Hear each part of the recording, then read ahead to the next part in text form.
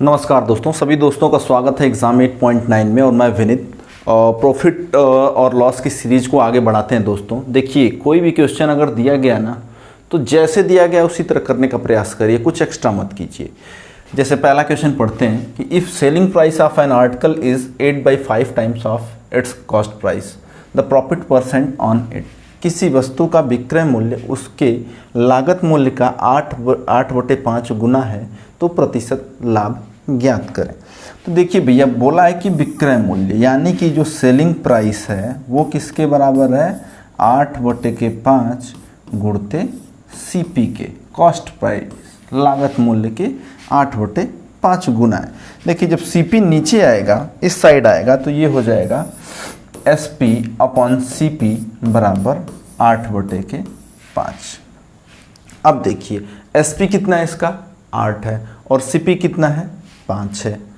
SP भैया हो गया इसका 8 और CP हो गया 5। तो जो प्रॉफिट है या लाभ बोल लीजिए, वो हो जाएगा SP माइनस CP, यानी कि 8 माइनस 5 बराबर 3। तो जो प्रॉफिट परसेंट होता है दोस्तों, वो होता है profit divided by CP गुणते 100।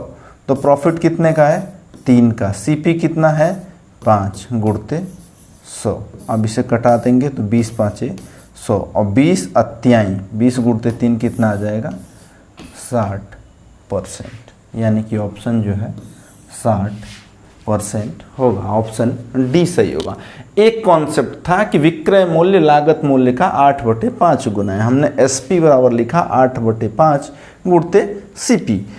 CP को जब हम इधर लेके आए तो यहाँ आ गया SP/CP बराबर 8/5। यहाँ से SP आ गया 8 और CP आ गया 5। अज्यूम कर सकते हैं, हालांकि इससे जो है इस तरह भी आप लिख सकते हैं, SP बराबर 8x और CP बराबर 5x। हालांकि उससे कोई फ़र्क नहीं पड़ेगा, लाभ 3x आ जाएगा, और जब फाइनल कैलकुलेशन कटाएंगे तो यहाँ से x कैंसिल हो जाएगा और लाभ परसेंट आ जाएगा 60%।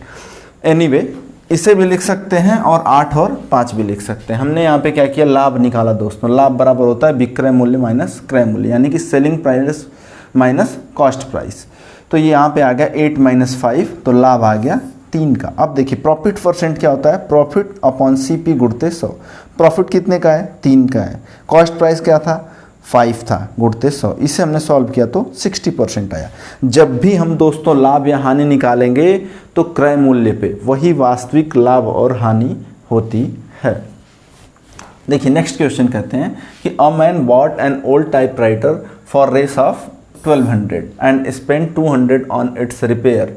ही sold it for 1680। His profit percent is. एक व्यक्ति किसी पुराने टाइपराइटर को 1200 रुपये में खरीदा। ये 1200 रुपये में खरीदा भैया, ठीक है, और 200 रुपये उसकी मरम्मत में खर्च किया, 200 रुपये और लगा दिया। तो ये हो जाएगी इसकी कॉस्ट प्राइस, यानी कि लागत मूल्य। तो कॉस्ट प्राइस कितनी हो गई, 1400, 1200 और 200, 1400। कह रहा है कि वो टाइपराइटर को 1680 रुपये में, यानी कि SP हो गया भैया 1680। तो ये बताइए, लागत मूल्य 1400 की है, सेलिंग प्राइस यानी कि जितने में बेचा है वो 1680 है, तो प्रॉफिट कितना होगा दोस्तों, प्रॉफिट हो गया उसको 1680 माइनस 1400, यानी कि 280 रुपये का प्रॉफिट हो गया उसे। अब देखिए, प्रॉफिट परसेंट क्या होता है, प्रॉफिट अपॉन CP गुणते 100। तो प्रॉफिट कितने का हुआ, 280 का। कॉस्ट प्राइस कितनी है, 1400 है, गुणते 100।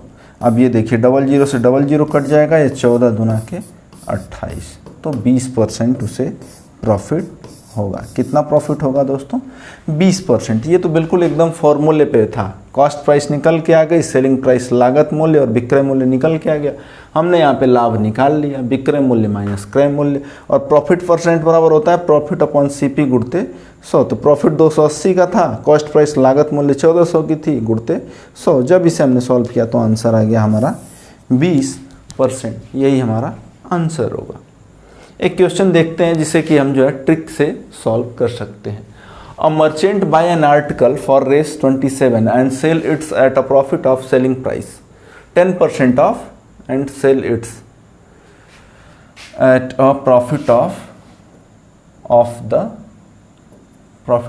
10%, यहाँ 10% मिसिंग है, of the selling price of the article.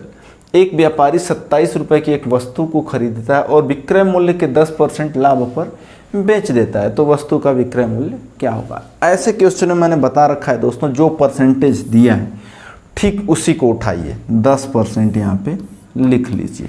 ये बताइए 10% को फ्रैक्शन में कितना लिख सकते हैं, 1/10। तो दोस्तों इसे लिख सकते हैं क्या कि 10 का 10% कितना होगा, 1 होगा। 10 का 10% कितना होगा, 1 होगा। अच्छा, अब मान लीजिए कि ये सेलिंग प्राइस है, क्योंकि 10% के लाभ पे बेचता है, तो हमने इसको मान लिया CP। ये हो गया आपका प्रॉफिट। अगर प्रॉफिट 1 है, SP 10 है, तो CP कितना हो जाएगा दोस्तों, SP माइनस प्रॉफिट। SP कितना है, 10 माइनस 1 बराबर 9, तो कॉस्ट प्राइस कितना आ जाएगा, 9 आ जाएगा। देखिए 10% को हमने फ्रैक्शन में कन्वर्ट किया, यानी कि इसे लिख सकते हैं 10 का 10% 1। अब देखिए लिखा है कि 10% लाभ पर बेचता है, तो 10% लाभ पर तो बेच रहा है, लेकिन ये क्या है, SP है, विक्रय मूल्य के 10%, तो इसको हमने SP मान लिया। ये जो है प्रॉफिट हो गया, तो CP निकल के आ गया 9। अच्छा ये देखिए CP की वैल्यू दी है 27, तो 9 यूनिट की वैल्यू दे रखी है 27, तो 1 यूनिट की कितनी होगी, 3। तो हमसे पूछा है विक्रय मूल्य, यानी कि 10 यूनिट की वैल्यू कितनी होगी। 10 यूनिट की वैल्यू कितनी होगी दोस्तों, 30 होगी। तो ऑप्शन जो है हमारा B सही होता है। यही अगर हमसे पूछता कि प्रॉफिट कितना है, तो 1 यूनिट की वैल्यू हम बोल देते कि भैया 3 रुपये जो है हमें प्रॉफिट हुआ है, क्योंकि प्रॉफिट की कितना है, 1 यूनिट, और 1 यूनिट की वैल्यू कितनी है, 3।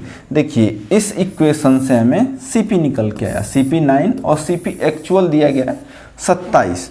तो हमने मान लिया कि माना क्या है, 9 यूनिट की वैल्यू 27 निकल के आई, तो 1 यूनिट की वैल्यू हमने निकाल ली जो कि 3 आई है, और फिर हमसे पूछा गया विक्रय मूल्य, यानी कि हमें 10 यूनिट की वैल्यू दोस्तों निकालनी थी, और 10 यूनिट की वैल्यू जो है 30 आई, यानी कि ऑप्शन जो है हमारा B सही है। आज के इस वीडियो में इतना ही दोस्तों, मिलता है नेक्स्ट वीडियो में, तब तक के लिए धन्यवाद।